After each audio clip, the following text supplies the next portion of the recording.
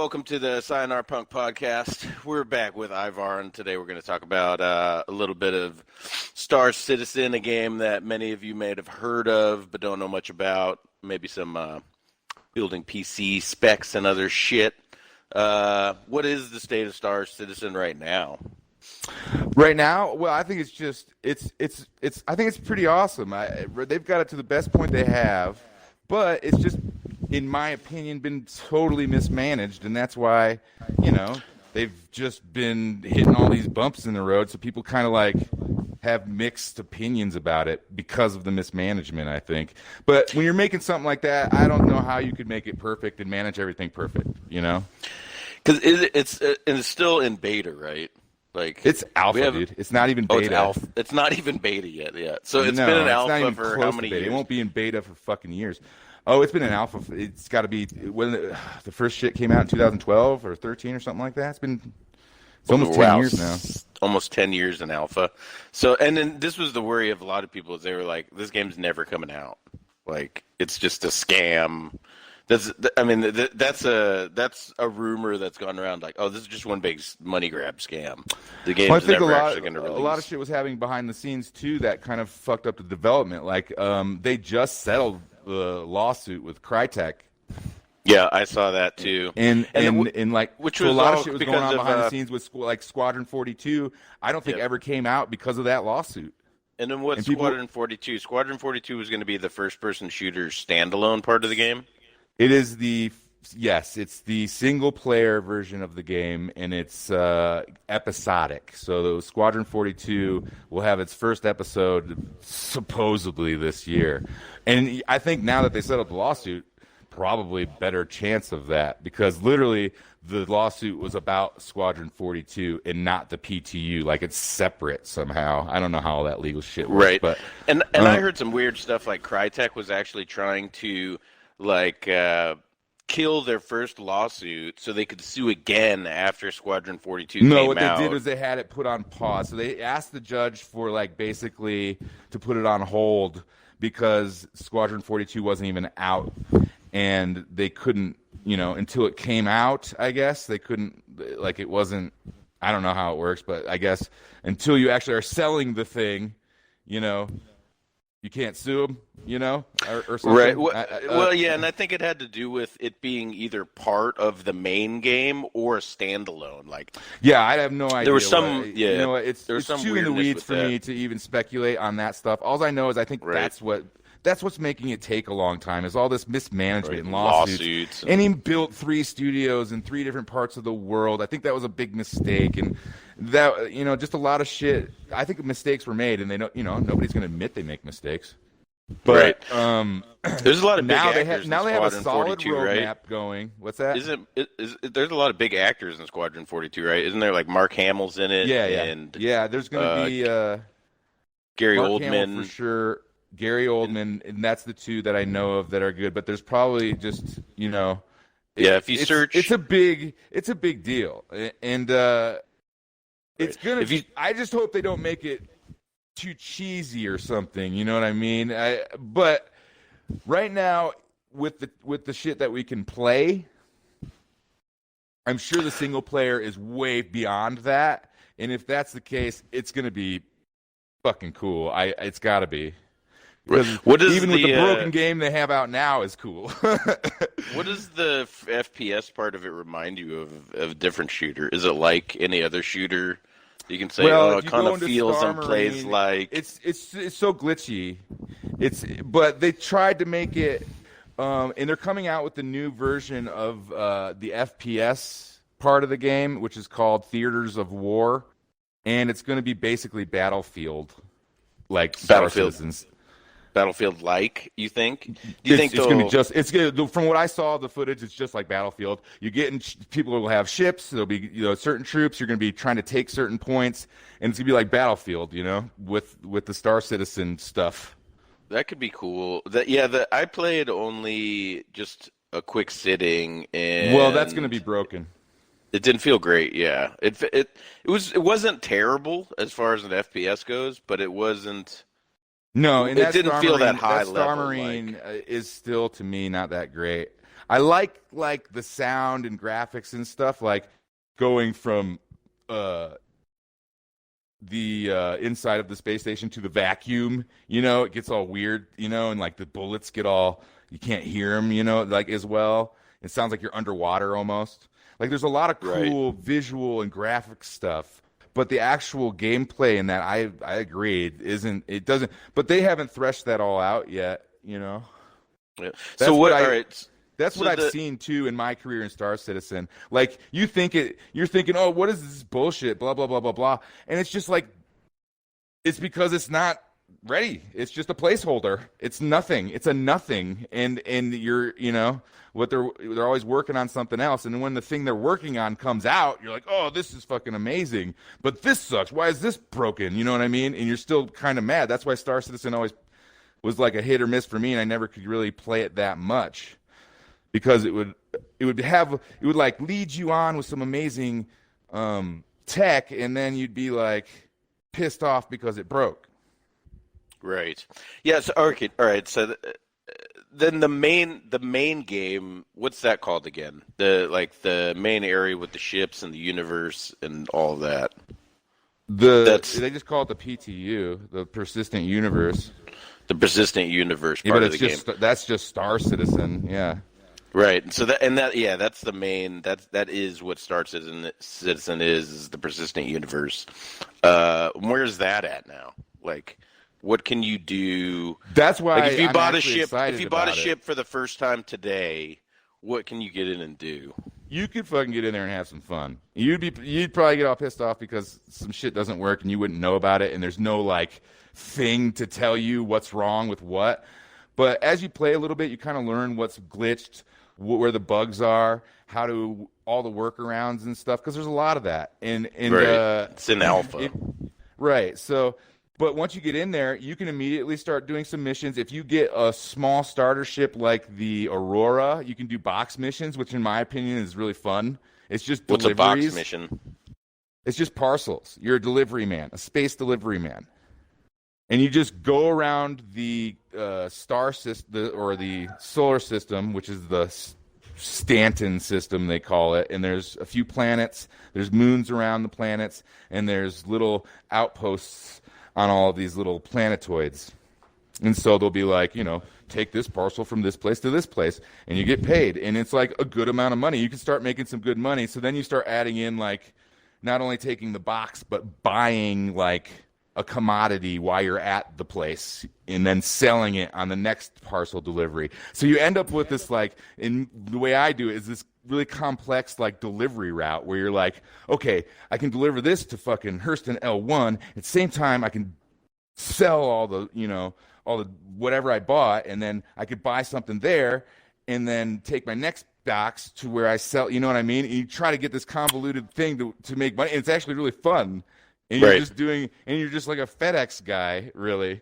Do the prices change like over time, or is it pretty standardized? Like you can always sell. No, X it will change, at Y, especially with like money.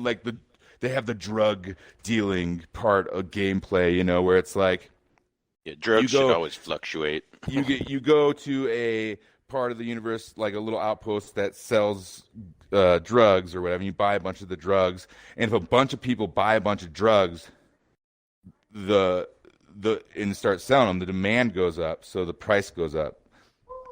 So the price does fluctuate on that stuff. Yeah, so like, that's pretty cool. I sell the ETAM when I'm doing it, which is just like weed, and so you 85 is the low. So it's kind of it's within a certain range. They won't let it go out of, but right. You kind of have to. But it can get bought up to like 95, and you can only sell it for 105 in most places. So once you get up to 95 in cost, it's kind of like you should just go sell something else. Right. But no, I love that kind of stuff in games. The system that they created for that's not even in play yet, really. It's just that's another thing that's just, it's a placeholder. What they have in there now is a placeholder for what they eventually will implement, which is crazy. I don't even know. So what is all right? So what's I guess it's kind of a long discussion to talk about what the initial vision of everything was. Well, what is the initial vision, as concise as we can put it? Like, I think Star they strayed Citizen from was it. supposed. Yeah, I think so too. But the initial vision was what? They were going to have a They're persistent going to have universe. ships that just a persistent universe, right, where you could maintain your position and your items and your stuff over, relogging and stuff. So basically, it would feel like you picked up where you left off every time, and the universe just keeps going. Right. But the thing with the ships was there would be ships that were, it was a simulator, it's a space sim. So it was really all about the ships at first, and it was going to be about being able to fly around to different planets and being able to,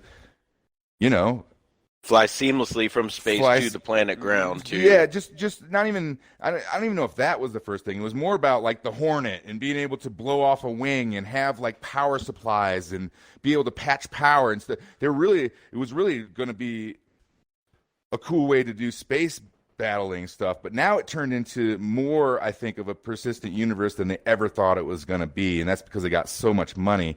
And this is the part I appreciate, is that they really are going for the best thing ever.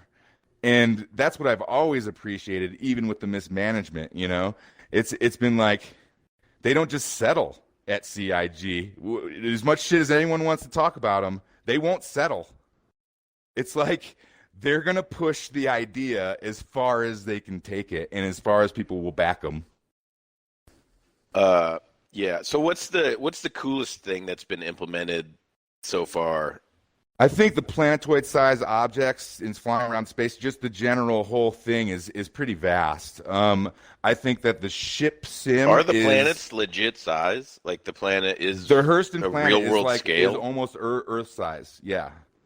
So it's like 2,500 kilometers or something. So they're not as big as Earth, but they're pretty big. Actually, Crusader is the one that is as big as Earth, but that is a gas giant. So it's like you can't land on it, but they're going to have some cloud cities and shit in there, but that's in 4.0. That's coming up. Ooh. Once that happens, that whole system is done, and they'll implement a whole new star system where you'll have wormholes to warp through and go to the Pyro system, they call it. So they're going to start, because this whole system was one of the most complex systems, they say, and this is to be able to thresh out all of the shit to make multiple star systems quickly. So like they have this planetary tech that they're using, which is basically like an engine to make planets now, and it's Planetary Tech V4. And once that comes out, it's going to generate the planet based on topographical shit and a bunch of shit. It's all procedural. So there is procedural planets coming. They're already procedural. It's just that the tech is not at the version they want. This new version of the Planet Tech, I guess, is amazing. It has weather systems. It has I looked at it in videos. It's amazing. Like your guy is going to be affected by all these elements. You can't just like run through a blizzard. Your guy's going to put his hand up in front of his face and like go slow, through the snow. It's going to finally start looking the way it should look. In the next few versions. What's there to do on the planet's surface, though? You could just really, if you're going, because like the planets, like ArcCorp, for instance, is just a giant city planet, and this is where it kind of is a little cheesy. Because to me, it's not like a Grand Theft where you really feel like you can go anywhere.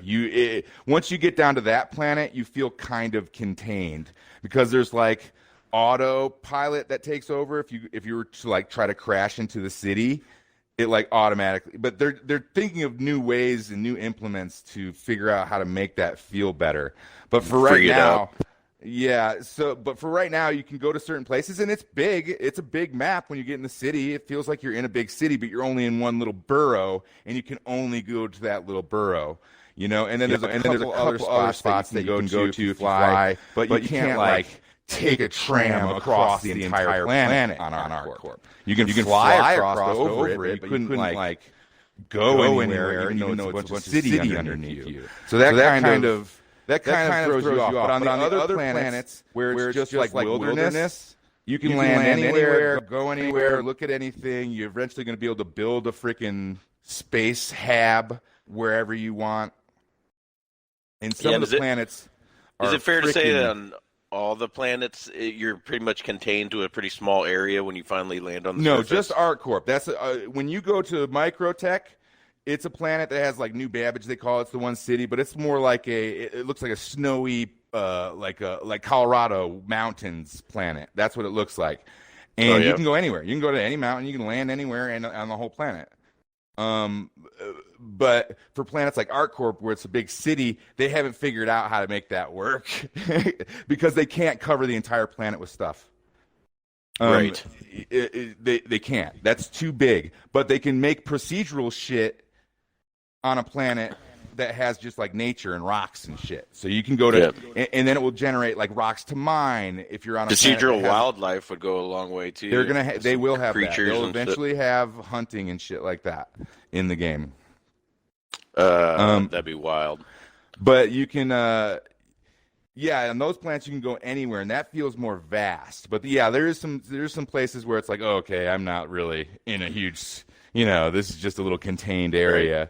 But it still feels pretty cool, and it looks really neat. Everything looks really cool, and it's going to look even better in the next version.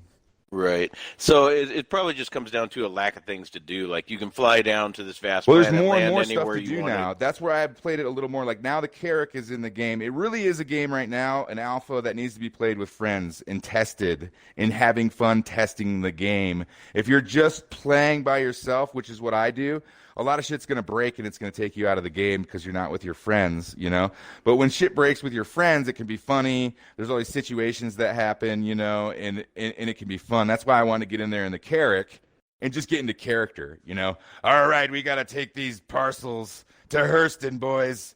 Load them up, and right. Just like start doing just really, because that's what the game's all about to me is the immersion. And it really is an immersive game. Once you get into it, like I said, just doing FedEx deliveries to me feels so great and fun because of the immersion of it. What else besides box missions can you do? You can do bounty missions, player bounties. If a player gets a bounty, it'll come up on your thing. You can go after them, or just it'll have NPC bounties, which actually work now. Like a lot of time, they're just starting to get all this shit working. Like the AI for the ship maneuvering for NPCs is much better and more realistic now. It used to be broken as fuck, and it was just like some thing flying randomly, and it didn't work right. But now they've got the AI working in 3D space. Soon they're going to have it so the AIs can fly around on the planet's surface from like atmosphere to planet and fly differently because, you know what I mean? They don't want to crash rather than being in 3D space. So there's a lot of stuff to put in there. But they're starting to get it hashed out to where it feels good. It's like, oh man, I'm getting shot by the NPC. He could actually kill me now, and it's starting to get was good. the NPC dumpy before where like he couldn't even kill you? Yeah, it was kind of dumpy and broken, and the NPCs, you could just go murder them and with no worries or whatever. They would try to shoot at you, but they really couldn't do anything to you. Now, if you got a bunch of NPCs coming after you, you're probably going to die, you better get out of there. And unless you have a big fucking Vanguard warden or something, then you can just blow everything up. But it is kind of like that, too. Like, you buy a big-ass ship, you're going to have a much better time, too. If you're just flying around in an Aurora, everyone can kill you. But that's how it is. I'm sorry. Right. If that's how that game should be. Like, if you buy the big-ass ship, you should have big-ass, you get, it's better. Is it, if you had to put it on a pay-to-win scale, 1 to 10, it's a pay-to-win for sure. It's a because think of it. The Carrack costs $500. 500 real dollars. 500 real dollars USD. To own that Carrack. And you can't buy it in-game. There's some games you can earn money in-game to buy. But you can't buy, like, capital ships in-game. I don't know. Or maybe one day they'll implement that, but I don't think they will. Like, it's $500 for a Carrack. What's the most expensive ship in the game? I think it's the Idris or the Javelin or something. And how much is that?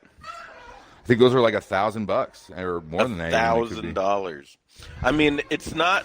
It sounds outrageous when you say $1,000 for a video game ship, but I know people that have spent $2,000 on League of Legends just buying characters and shit. No, and that's true. And this is the thing: if you buy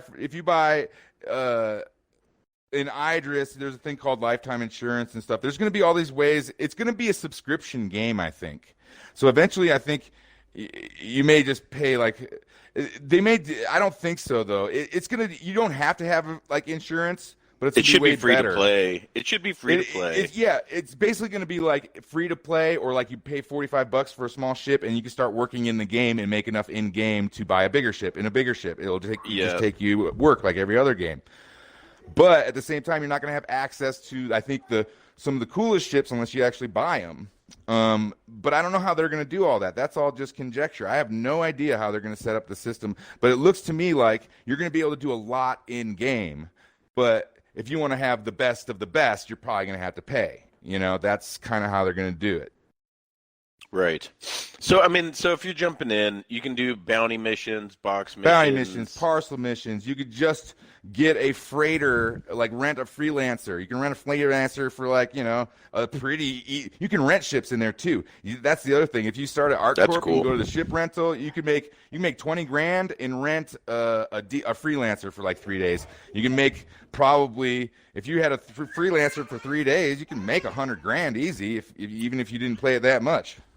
Right. And then and that is satisfying to be able to just go through that process, because like I feel like that's what we like to do as humans is like, okay, I want to grow my 100 totally can to make progress. 1,000. That's why the game's devastating too.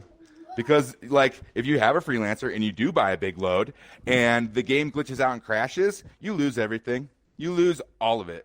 Right now. See, it can't. That's got to be fixed. That can't happen. No, that's People never going to be like. That's not going to be exactly fixed. If you went and bought and spent, you spent hours and hours getting $150K, and then you spend $150K on one load to bring around because you can make whatever $50K on that load.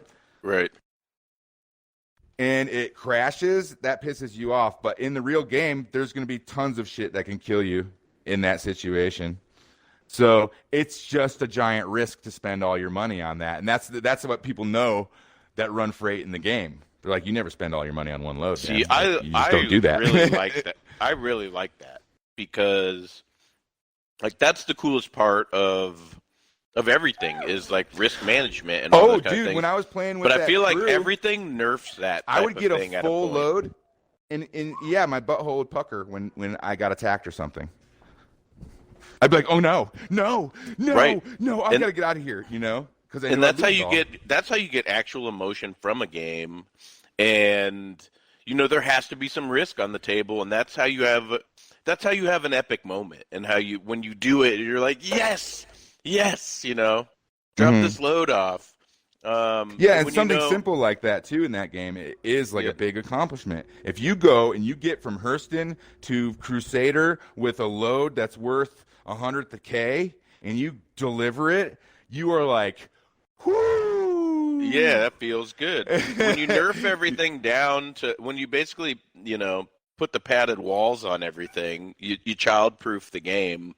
It takes all the emotion, all the fun, all the epicness out of it, I feel like.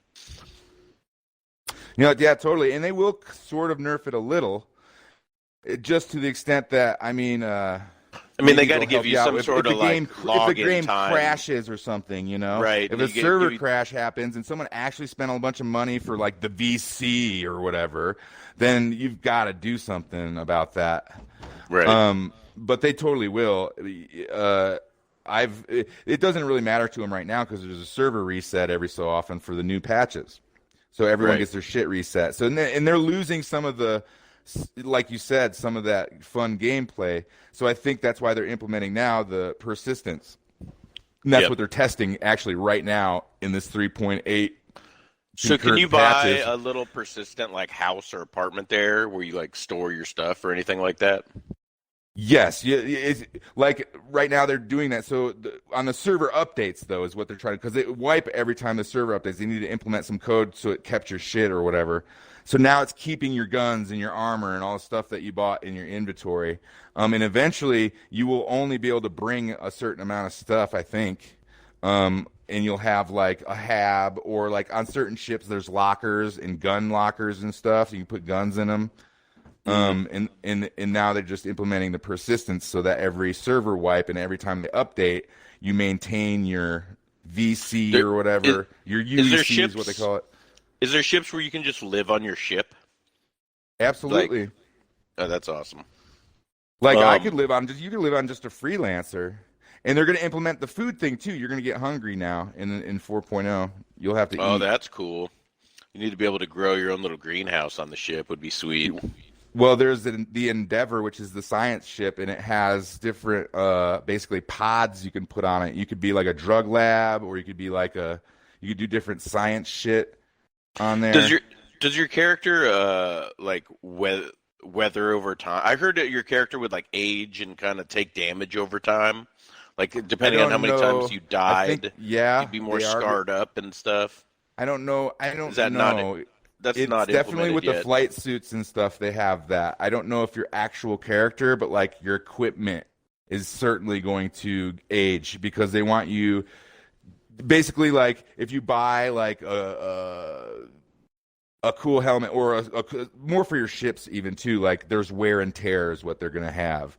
So it's like you can't just have the awesome thrusters or whatever and use your afterburners all the time. You'll break them. Everything then has a time. So limit all the equipment and stuff that it will have wear and tear. And I think it would be cool if they did your character too. You're certainly gonna have to eat and get hungry, and you're gonna be susceptible to cold and hot and stuff like that. But I don't know how far they're gonna take it with actually aging them. Right. Yeah. I think what I initially heard was just on death. Like if you died, you'd come back and your character would have like a scar. And then the more times you die, I know that they're going to make it very. You'd look. Yeah, I know. I don't know. I'm not sure about that. That could be. I'm not that far into it, but I know they're going to make it very bad to die. Like you're not going to want to die. I like that. But it's a tough balance though, because you can lose. Because you can definitely griefers lose players. Griefers, and it's the frustration level of that will drive people away from the game. You know what I mean? Because some people can't handle that loss, even in the game world. You know what I mean? If they spend 3 hours on something and then a griefer swoops in and just ruins their last 3 hours, some people are like, "Fuck this." Yeah, game. I've done it. In Star Citizen, the griefers have got me out of that game so many times. Be running a load, go into Grimex, drop it off. Grimex is like where you can land if you're a criminal. It's like the criminal place. So you just get blown up and you're all right, I'm done. Right. I'm done. That was everything I had. I'll just wait till the next patch or whatever. Right. And that's what I mean. So that's what I mean. It's a fine line to walk because as a developer, you want to keep it friendly enough where you're not actively driving players away from the game because the top 5% are, NBA 2K. Exactly. Which, I mean, it doesn't drive players away from NBA 2K for some reason. Well, because you can still, even though it's done with the matchmaking, you can still get a match with people. Because it is only the 5%. There's still a lot out there that you can still contend with, Right, you can still get a decent matchup from time to time. You're always going to have a bunch of people that will play the basketball game because they play basketball, so you're just going to play that game. Yep, and you're always going to, I guess, have nerds that want to live and fight in space, so... Yeah, and they will always be players for that. And those nerds have to have money because they need expensive computers, and they will back your game. Right. All right, so how, I don't know if you know much about EVE Online, but EVE Online is like the role-playing space game. And they have a diehard community, and they're super into it. Like they'll get together, thousands and thousands of kids all online at the same time for specific battles that have political that's what this is going to be like. Implications. Yeah, so that's what I was going to ask is how is the community so far? Is it like how big is it? How many are there like already dominant factions kind of emerging? Yes. There's like organizations that everyone knows, that plays the game, and like if you see their moniker or whatever, you don't mess with them. And that's awesome. There's organizations that have thousands of players and they're super active, and right now there's no real implements in the game to force this kind of gameplay, so they'll set up just scenarios on planets and stuff, and so are they doing most of their politicking and organization third party outside a game, like on their own sites and such? It's all done that way. There's even sites that for the trading, people make spreadsheets and stuff, and they have whole websites with all of this like this spreadsheet math stuff that puts together what the prices are in the verse and like how much of a commodity is sold where or how much, you know what I mean? Like they do all this on their own, and there's tons of them. Back in the World of Warcraft days, there was people that would basically almost Wall Street traders with the auction house, where they would buy up all of something and then put it all back up for sale and dictate the price. And people going deep. They go hard on the economics of the games. There's going to be a possibility to kind of be able to do that. But the thing is, that stuff's going to be driven by the NPCs. So really, the NPC, there's going to be so much more information that the NPCs are doing than players that I don't think that they'll be able to. I think they'll be able to kind of contain any any people kind of trying to break it like that, because the NPCs are going to they're going to make the verse exist. Like they're going to be in the background. The guy was showing it. If you look at the last Citizen Con, if you look at the trade or the economy videos, they show like how they're doing it in the background. And like, for instance, they show the verse and they can see just on one screen every player in the verse in what they're doing. Oh, really? Real time. That's pretty incredible. And then they can see all of the NPCs and what they're doing real time, but they don't have this in the actual PTU. This is in their system that they're creating. And so he was looking at it, and when he starts the NPCs, starts the freaking game, the NPCs start populating the verse. And you can see this with dots on his little screen. And then they start doing stuff. This NPC, this place needs this, so the NPCs start doing it. This place, now this is, you know what I mean? Oh, really? So the NPCs are actually going to be like... they're going to drive everything. So there'll be like a full like society running inside the game? Yes, you'll players? be able to follow an NPC around his life. So how far off are they from this? This is not in the game currently, I'm guessing. This is what they have. This is the thing. You don't see it all. This is all in the background. This is how they're getting everything to work. Is like all this shit's just being calculated in the background, and players just see it when they need to see it. Right. And so okay. So what's and this is things coming in the next patch then, potentially. I don't know about the economy. It's going to be 4.0 brings a bunch of stuff though. What's 4.0 going to bring? 4.0 brings the new star system. Supposedly, they change the roadmap often. They'll be like, okay, that's not coming, right. But they're shooting for the Pyro system, which means space docking, which means more capital ships. Space docking means something funny on Urban Dictionary. Oh, really?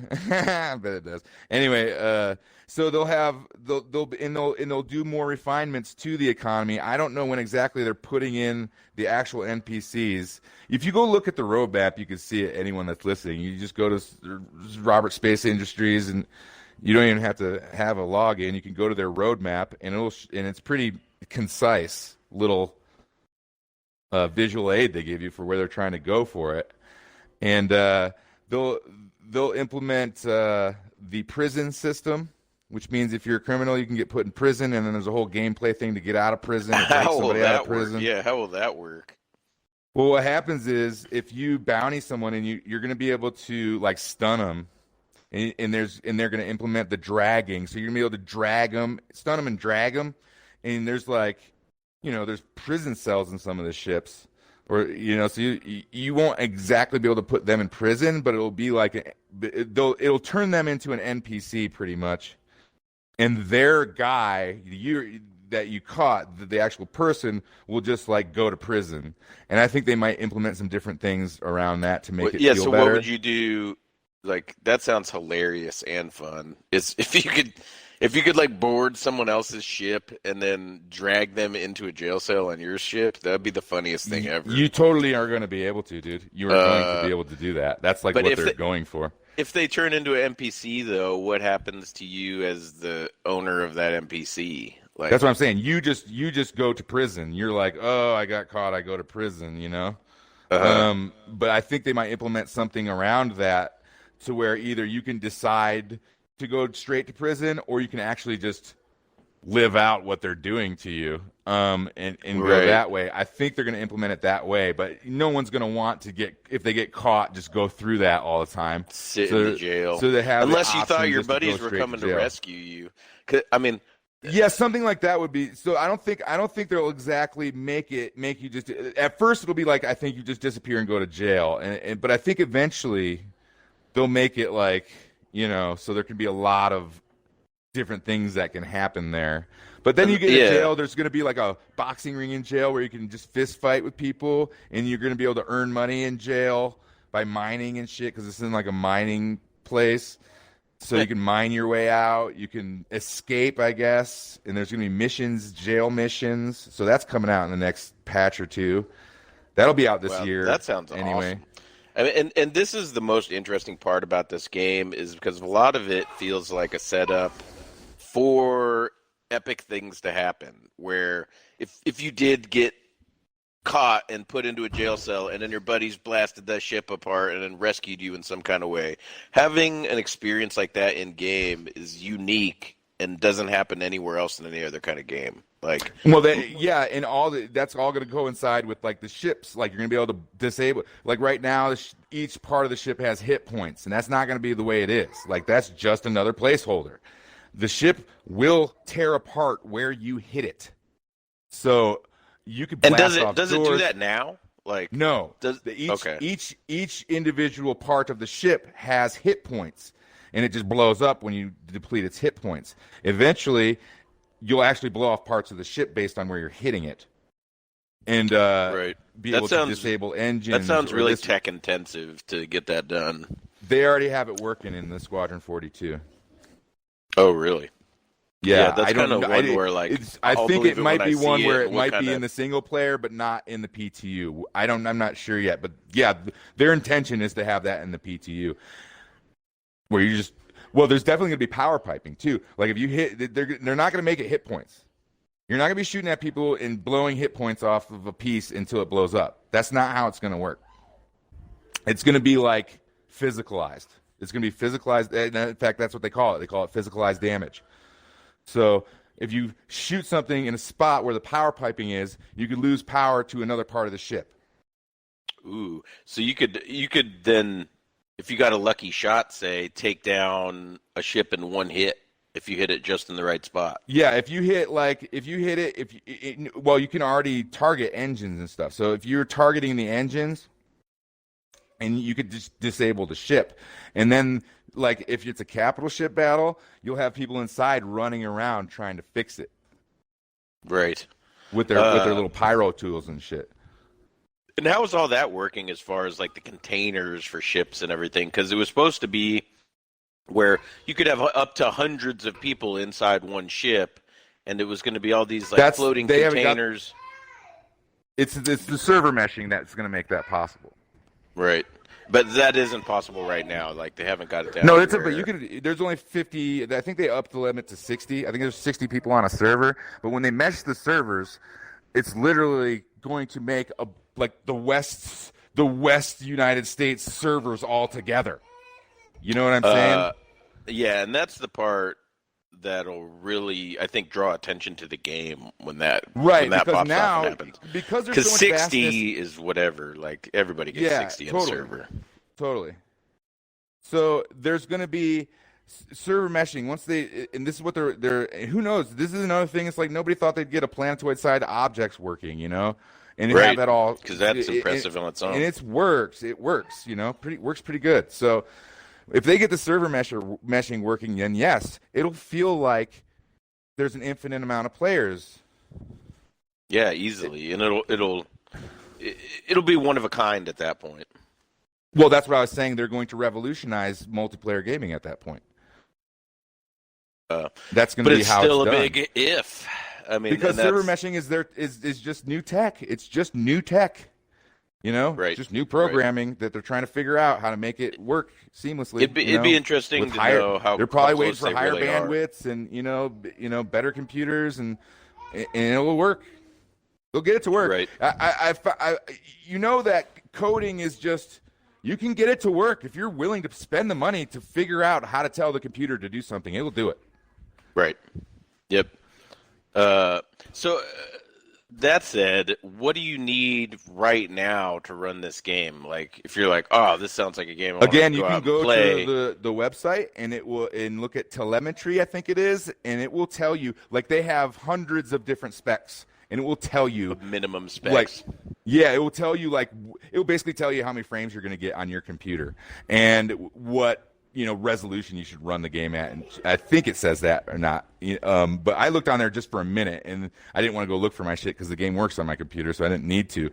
But yeah, there's dozens of specs on there that you could look at, and you could look at your computer and see how the game's going to run. Yeah, I need to get back in there. I have some PC. Well, it's going to be worth it this year to get in there even 3.9, because 3.9 is Prisons. That's just coming out, I think, in the end of March. Oh, really? It's that soon? Yeah. The whole prison system sounds hilarious. It's just a great concept. I don't know if they have. So they should have stunning and dragging by the end of March, I think. And they're taking away armistice zones too. They have armistice zones, like when you pull up to one of the space stations, it turns off all your weapons and you can't pull out your gun even. They're taking those away. So really? Because they're implementing the law system. If you go and kill someone, you're going to get put in jail. So I wonder if they're going to implement any sort of you can be the cops. Like beyond bounty, where you can be a standing. It'll be just accepting missions. Like, Crusader Security is hiring freaking people to you can be a sheriff. Sort of, yeah. I don't know that they pigeonhole you that much. It's more just like you accept the missions and you can kind of I'd imagine there'll be groups of kids that decide to be the cops. There are already kids that do that. They'll see a message on the public chat and it'll be like, some kid will be like, Port Olisar is off limits. Don't come around here, and there'll be 10 kids there killing anyone that comes near it. Yeah, they just cordon off an area. We used to, when I was rolling with that crew I was playing with, this doesn't happen anymore. There's a place called Jumptown, and it's the only place you could get drugs. Now there's a bunch of places, so it doesn't happen anymore. But you would want to. Because there was a timer for how much drugs you could buy, you didn't want anyone else buying them because you'd have to wait. So you'd basically take that over, and it was a battle for Jumptown all the time, Right. Because that was the quickest way to make money. You could just get the drugs, take them to Grimex, which is not far, sell them, go back, over and over again and make a ton of money and buy anything you wanted in the game. And I wonder if that isn't the best way to set up gameplay, though, where you make one thing more valuable than the rest because it incites conflict. You guarantee that there's always going to be conflict there. Well, the good thing about it is if you didn't want to do that, you could still make money doing other things. Right, and maybe you still even could get drugs, but just maybe smaller amounts surrounding. Like some kids love the mining gameplay. That's another thing you can do. You can go and you can buy a prospector. You can even rent one. You can rent one for cheaper. You can buy one in game for I think $1 million or something. Which I mean that's like maybe 40 hours of gameplay. You know, it's as much as to build a character right now in 2K. Maybe a little less time than that even. Right. Less to earn the money to buy it. Yeah.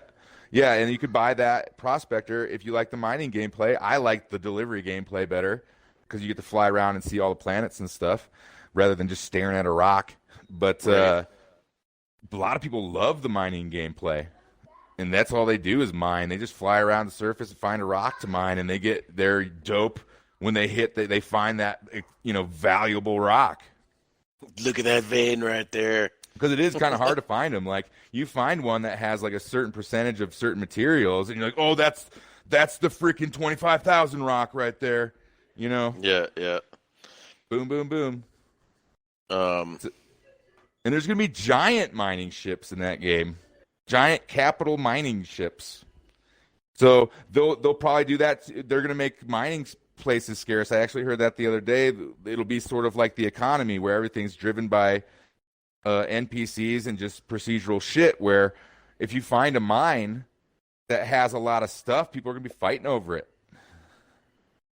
Just like a mine would be in like the Old West, you know? I mean, that's the corporate bloodshed. Resources will be scarce enough to where they'll be plentiful enough to where people can, feel like they're doing stuff, but scarce enough to where people will fight over at the same time is what they're going to try to hit. And that'll be fun, dude. That'll be fun as shit. A space battle over a mining claim, a bunch of asteroids, Yeah, I think that is the sweet spot, too, is just rare enough to always want to incite conflict. Because you want conflict always. And what is conflict created by? Resources in the scarcity of resources, and so and that's why this whole NPC driving the economy and driving all this shit I think is awesome and is going to be really neat. What are your thoughts on those big groups though just being able to lock stuff down where I think a lot of those groups are they're doing great now in alpha and stuff. Once the game is actually a game, I think a lot of those big groups are going to have a real hard time keeping all those players happy. Maybe, or they'll just even grow exponentially at that point, because that's what you see from the EVE Online if you have a big there's group just that can mega factions. Yeah. But at the same time, think about it. If you have 1,000 people in your organization, to the game makers, that's 1,000 people that are then happy, whereas then you have individuals that may not be happy but then, it's like, you don't care as much about that because they can still, And I don't think big organizations give a fuck about punching down on some dude in Aurora either. No, and I think that kind of adds to the allure of the game too, as far as like if you want to be a miner, go up against other big organizations, right? And then if you want to be a miner, you'll be you got to mine. Unlike 2K, the upper 5% don't go after the lower 95% because it's not fun. Right. Yeah, punching down. It's like, I blew up an Aurora with my capital freaking rail gun. Yeah. Wow. It's like, of course. It's like unless you just like are a dick, so there's griefers. There's griefers in every game. Yeah, I was gonna say there'll always be that. there's always gonna be that, and you can't really get mad at a game that's set up like that. If some dude with a huge capital ship blows you up, stay away, dude. Stay out of range. There's plenty of space to be in that game. That's the thing. You don't have to be next to anyone. You can be 50 million kilometers away from someone. Yeah. So you won't even see a motherfucker in that game if you don't want to. Well, is the space infinite? Like the space well, you not sort of like if you cut off your engines in the middle of a quantum jump where you were jumping 50 million kilometers, you'll be in the middle of that solar system, in the middle of 50 million kilometers somewhere, and you might end up like next to an asteroid or, I think that actually just loads. That's sort of fake. It's not actually in the scene, but like if you actually just jump out of space, not at a point, and there's an asteroid field, that sort of just generates, It procedurally generates on the fly. I think that just generates based on. I don't think that's actually there on your hard drive, as part of the map or one of the planets. Like there's shit on the planet that's always there no matter what. But when you stop in the middle of space, I think it just procedurally generates based on some random factors or something. It's not like that spot in space always has an asteroid. Can someone find you there though? Like, fuck no, they can't unless you have put out a beacon. So, but if me and you were, say, playing together and you jump out a warp or whatever at a certain spot, it's going to procedurally generate that area of space, and then you could put out a beacon where I could find you? You could warp to me. If you were my friend, you could warp to me in that spot. Okay, but no one else would be able to warp to you because... No, they couldn't see me. You're in your own instance, put out a beacon basically. For them, yeah. We would be in our own space. That makes sense. And you could make other people find you, but you could just... That's what people do when they get bounties and shit. They'll just warp somewhere and just cut their engines off right in the middle. No one can get you. They can see where you are, but they can't warp to you. Because if you have a bounty, and someone accepts your bounty, you have a big target on you. They can see wherever you are. Which I hope they change that too. And it's just maybe delayed shit. They'll get the NPCs will give tips to the whatever. It'll give you a little spot where he was an hour ago or 15 minutes ago, and you can kind of try to figure out where he is. That would be awesome. That would be awesome if you had to do a little detective work and let's go. That'd be hilarious if you had to go to the space Dog the station Bounty or whatever. Hunter. He's finds and ask all the cigarettes NPCs they're smoking. He goes to the gas station where they go to, and he's looking around. Oh, yep, he smokes Camel Wides. There's a Camel Wide butt right there. He was here 10 minutes ago. Yep. Going and harassing all the NPCs. You seen this guy? And then sometimes they'd give info. Yeah, we saw him 15 minutes ago. Dude, that would be so sweet if that were the case, man. I can't wait till it. But they're always developing it, and they're always taking. That's another thing I like about CIG. Even though it pisses me off that Chris Roberts is such a freaking. He's just an arrogant asshole, if you ask me. A lot of people love him, but I do appreciate what he's trying to do, even though it's such it's ego stroke for him, Yeah, everything. I think you have to be that arrogant, though, to try and push forward, push through a game like this. Because whenever everyone gets all pissed off about something he doesn't care, and he just keeps going for it. Yep, and that's what you have to do. Otherwise, your vision will get convoluted because in the creative process, there's so many people that want to participate in it and put their stamp on things that you have to hold true to this is what I want. And because people will talk sweet to you to try and get it to change it to their way. Oh, wouldn't it be better, you might be alienating some of the player base by doing this and blah, blah, blah, blah, blah. And a lot of times it'll make a lot of sense.